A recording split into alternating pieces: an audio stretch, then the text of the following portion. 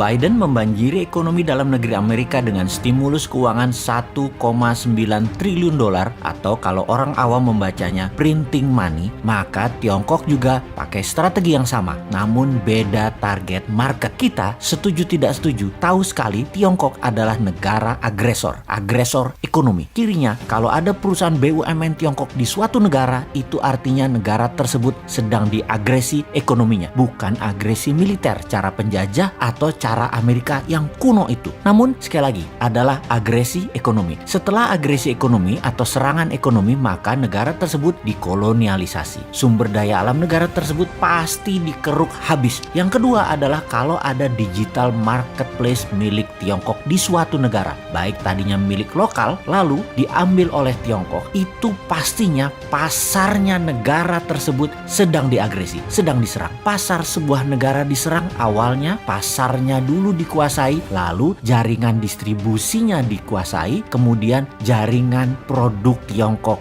masuk. Kemudian ketika sistem pembayaran non-tunai asing masuk atau pembayaran non-tunai milik lokal kemudian dicaplok Tiongkok langsung atau tidak langsung, ini artinya sistem keuangan negara tersebut sedang diagresi. Semua ini terbungkus rapih dengan propaganda manisnya nanti ekonomi suatu negara tersebut jika bergabung dengan Tiongkok nantinya akan indah. Itu janjinya mereka, itu persepsi yang diberikan oleh mereka. Tapi nanti negara tadi suatu hari mereka jadi tua. Nanti negara yang diagresi tadi jadi kurus. Negara yang dikoloni jadi jelek, tak terawat karena nggak ada biaya maintenance, nggak ada biaya krim malam, nggak ada biaya sunblock, nggak ada biaya PRP, nggak dikrimbat rambutnya, nggak dipilates bodinya, nggak dikasih makan sehat tubuhnya. Begitu tua, jelek, penyakitan, pindahlah Tiongkok tadi cari bini baru. Sama, nggak bakal dirawat juga mereka. Ya dipakai terus aja sampai kering. Sedulur, perlukah kita urai apa sih yang negara tersebut atau negara selir-selir Tiongkok itu dikerjainnya? Juga ada pertanyaan, kok banyak sih negara mau jadi selirnya dan harus melayani kaisar Tiongkok tersebut? Strategi ekonominya ya sama seperti informasi di awal, dengan printing money. Itulah mengapa kita katakan berkali-kali, siapa negara yang pakai MMT? Ya hanya Tiongkok dan Amerika. Negara lain pakai teori ekonominya Adam Smith, pakai John Maynard Keynes, pakai ilmu-ilmu itu dah. Lalu bagaimana cara agar setelah SDA sebuah negara sudah di tangan, agresi berikutnya adalah pasar digital atau marketplace, dan setelah itu apa lagi? Yang dilakukan adalah mencekik ekonomi kelas bawah dengan mendapatkan dolar dari negara yang diagresi agar kering mata uang internasionalnya, agar kering mata uang multi currency negara yang diagresi tersebut. Tiongkok memberikan insentif di dalam negerinya. Insentif setiap dapat dolar dibayar renminbi 3 kali lipat. Misalnya baju batik dicetak di Tiongkok, dijual di marketplace. Batik Indonesia, buatan Indonesia, harga pasarannya adalah Rp150.000 untuk atasan. HPP Garment di Solo katakan Rp80.000. HPP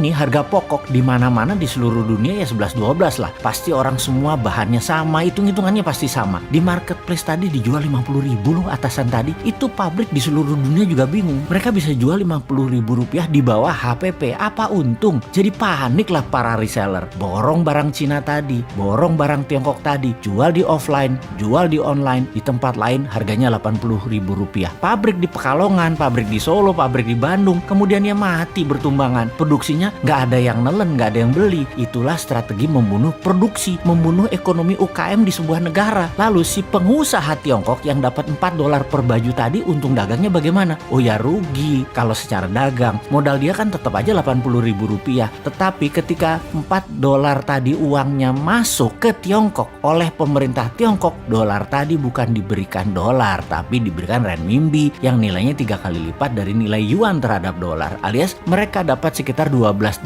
atau Rp150.000. Jadi modal tetap Rp80.000, jual dapat Rp150.000 karena dolarnya dikali 3 kan terhadap renminbi. Ya untung juga pedagangnya. Di sini dolar masuk Tiongkok dan renminbi dicetak aja, kasih ke rakyatnya sendiri. Toh untuk sektor produksi, Tiongkok print money renminbi 3 kali lipat transaksi dolar masuk ke Tiongkok. Itu kuncinya. Disinilah pedagang untung. Underlying printing renminbinya ada 2. 1, dolar yang nilainya sepertiga, sisanya manufaktur Tiongkok, sektor produktif, nggak bakal inflasi. Itulah teori MMT. Dengan satu strategi printing money, Tiongkok dapat dolar, Tiongkok dapat meningkatkan produksi, Tiongkok mematikan UKM negara koloninya, dan bisnis Tiongkok terus menyedot wilayah-wilayah lainnya lagi. Simpel kan bernegaranya mereka? Kok beginian aja nggak bisa ditiru sih? Tempe bener bener? Nyampe nggak sih ilmu beginian ke pejabat ekonomi dan keuangan negara? Oke lah, sing sabar ya kaum new mind. Kita nonton aja old mind mainin negara. Walau nggak enak nontonnya, agak wagu,